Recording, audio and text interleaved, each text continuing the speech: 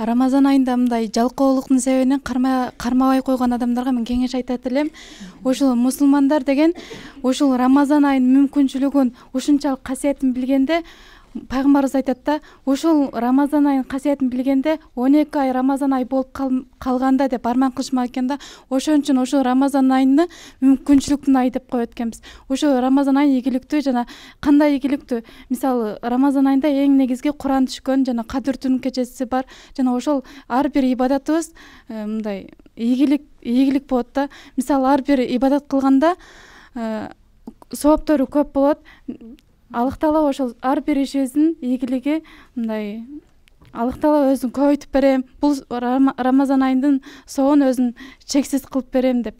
Ушундан билсек болот экен. Мисалы, Куран окуганда ар бир тамгасына 10 сооп деп чектеп койгон да, Рамазан айынын соон эч качан чектеги эмес, аны акыретте өзү мындай чексиз кылып берет.